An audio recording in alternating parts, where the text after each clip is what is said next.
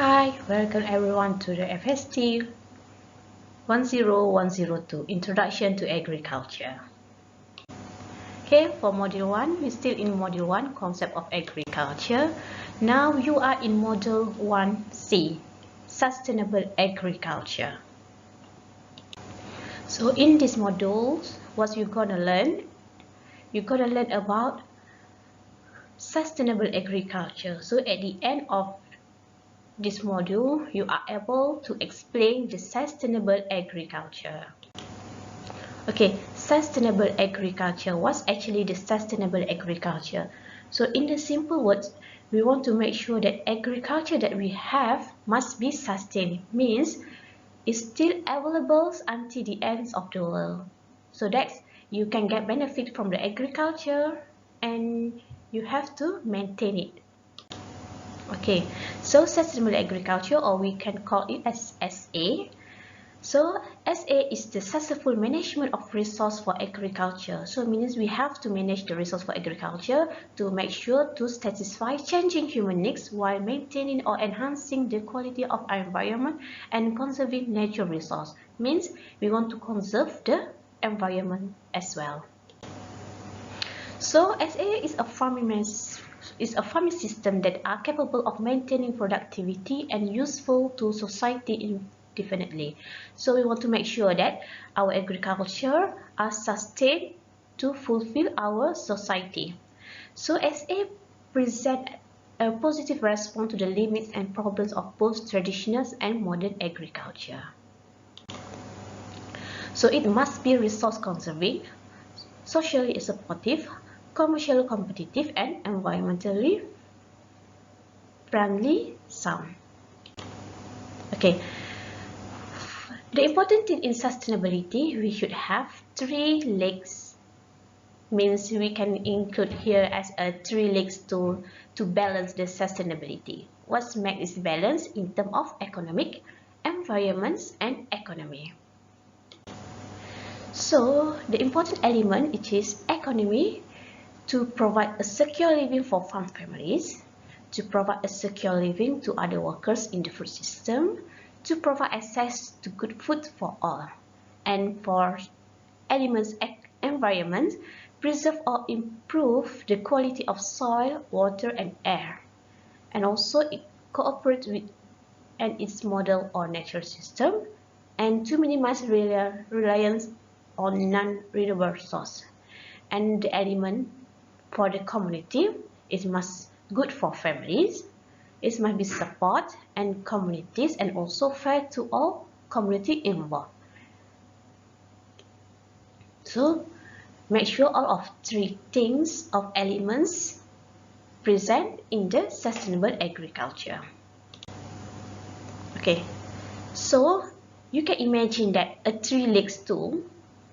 What happens if one of the legs breaks or one leg is missing entirely? So they are not balanced, right? So we need to have balance to make sure that the sustainable agriculture can develop well. Okay, a sustainable agriculture must provide a fair and reasonable resource for living for a family. It also should minimize harm to the natural environments. It should maintain basic natural resources such as healthy soil, clean water, and clean air. And it should support viable rural communities and fair treatment of all people involved in the food system, from farm worker to consumer. So there are a lot of benefits of sustainable agriculture. The first one is contributes to environmental conservation. The second one, prevent pollution. The third one, reduction in cost. Number 4 is biodiversity. Number 5, beneficial for animals. Number 6, economically beneficial for farmers. Number 7, social equality. And number 8, beneficial for environment. Okay, this is also some importance of agriculture. Improve environmental health. Number 2, minimization of offsite, improve environmental impact, reductions to environment. Number 4, optimize resource usage and conservation, high production benefit and low cost productions, and improve food productions. So there are some methods we want to sustain or we want to make sure that to fulfill the sustainable agriculture, which is the first one is the crop rotations, cover crop, soil enrichment, integrated pest management. So let's go further for this method. Okay, crop rotations. Okay, basically crop rotation, we rotate the crop. For example, in that season, you plant crop A, and the next season you plant the crop B, and the rest you plant a different crop, so that they can recycling the nutrients inside the soil.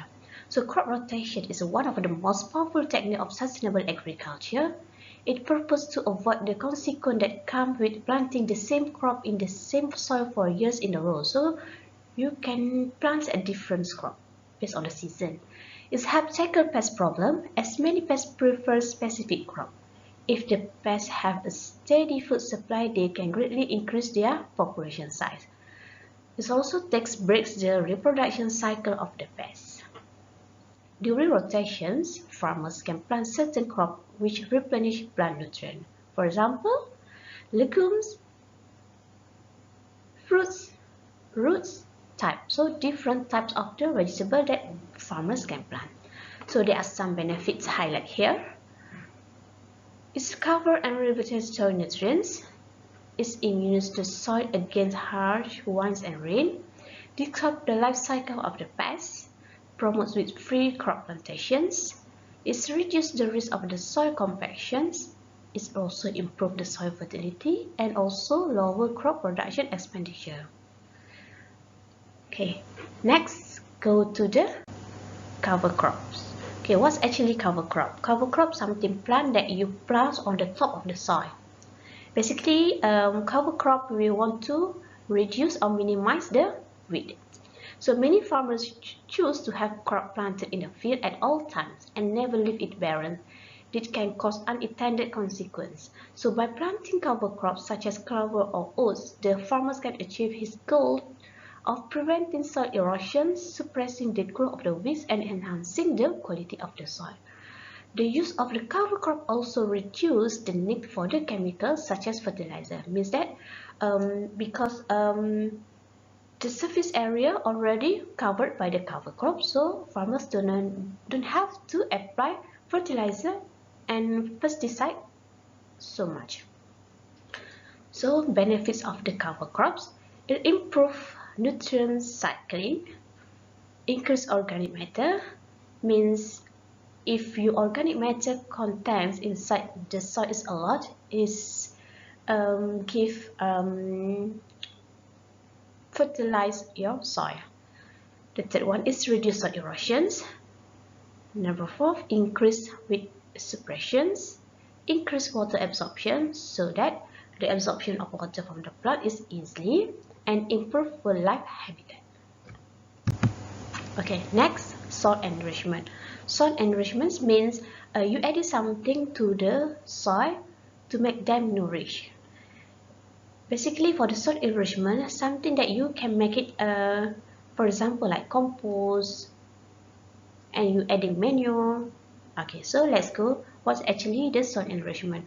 Soil is a central component of agriculture ecosystem. Healthy soil is full of life will kill. So good soil can increase yield as well as creating more robust crop. Some examples include leaving crop residue in the field after a harvest and the use of compost, plant material, or animal manure. So means you add something, for example, dry leaf or your leftover of your food, you can compost it and then you can turn it into the soil enrichment, and you can add to the soil for as adding nutrients. Okay, so we have integrated pest management, or we call IPM. Basically for IPM, we combine everything.